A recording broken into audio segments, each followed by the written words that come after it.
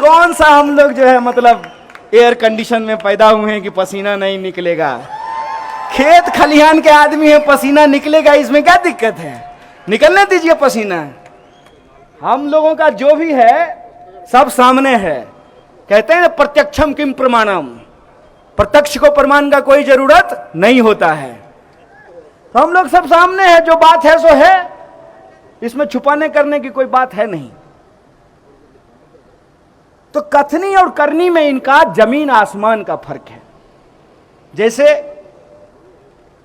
आप एक चीज महसूस करते होंगे कि आज जो सच है उस सच को छुपाने के लिए एक झूठ का आडंबर रचा जा रहा है, बहुत बड़ा आडंबर रचा जा रहा है झूठ का। सवाल यह है कि यह झूठ का आडंबर क्यों रचा जा रहा है। झूठ का आडंबर इसलिए रचा जा रहा है कि हर चुनाव में जब चुनाव आए तो बात इस पे नहीं हो कि कौन अच्छा है, बात इस पे हो मोदी नहीं तो कौन। आपने देखा होगा 2019 के चुनाव के वक्त भाजपा के लोगों के पास एक भी सवाल का जवाब नहीं था।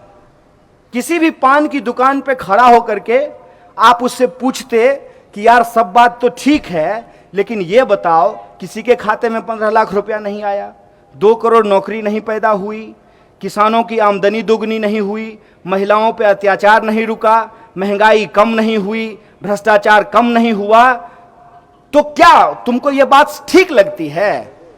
तो भाजपा के कार्यकर्ता का जवाब होता था कि देखो तुम्हारी सब बात ठीक है, लेकिन मोदी नहीं तो कौन।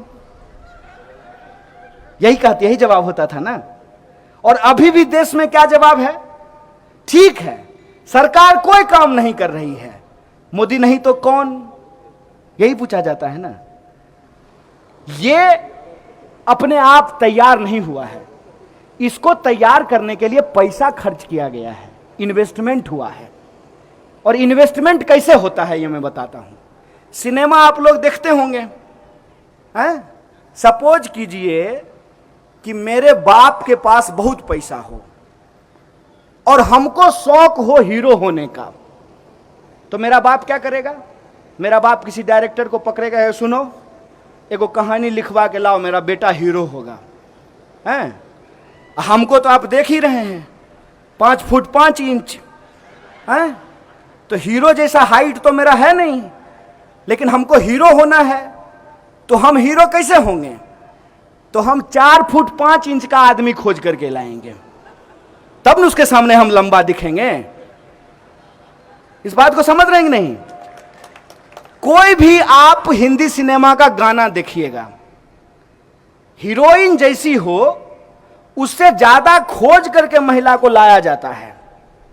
खराब मैं नहीं बोल रहा हूं, मैं खराब किसी को नहीं मानता हूं, लेकिन उससे तुलना में देखने में वो अच्छी ना लगे, और थोड़ा उसमें मेकअप, पाउडर, लिपस्टिक ये सब भी लगाया जाता है, और वो बेचारी अपना पीछे में ऐसे ऐसे कर रही है, तो सारे दर्शक का नजर किस पे रहता है, हीरो पे नहीं, हीरोइन पे नजर रहता है। अब पीछे में जो 20-25 को नाच रहा है उसको कोई नहीं देखता है, उसको 200 रुपया दे करके बुला लिया, उसको कोई नहीं देख रहा है।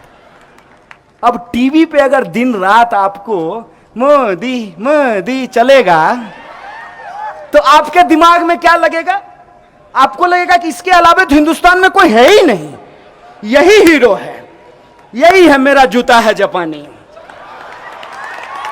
इसी को प्रधानमंत्री चुनना चाहिए। यही हो रहा है कि नहीं हो रहा है, आपके साथ यही हो रहा है ना। अब दिन रात टीवी पे होगा मोदी मोदी, भोरे गुड मॉर्निंग फैमिली के व्हाट्सएप ग्रुप में मोदी, और शाम को जो है गुड नाइट ससुराल के व्हाट्सएप ग्रुप में मोदी, पेट्रोल पंप पे मोदी, टीवी पे मोदी, पान दुकान पे मोदी, ऑफिस में मोदी, तो आपका दिमाग अपने आप कहने लगेगा मोदी मोदी मोदी। सिनेमा देखते हैं ना आप, इस प्रयोग को जाकर के कीजिएगा आज अपने घर में, कि एक गाना चलाइएगा और देखिएगा कि हीरो के पीछे में 50 को लौंडा नाच रहा है, एकदम बढ़िया कमर हिला रहा हो सकता है कि हीरो से ज्यादा अच्छा डांस कर रहा हो, कौन देखता है उसको? क्योंकि हीरो को इस तरीके से प्रोजेक्ट किया जाता है। ये जो सामने में कैमरा पे काम कर रहे हैं, ये लोग बहुत वैज्ञानिक लोग हैं, इनको बहुत नॉलेज है, आपको बता देंगे कि कैसे जो है पीछे बैठे हुए सब आदमी को ब्लर कर देंगे और मेरा ही मुंह रहेगा।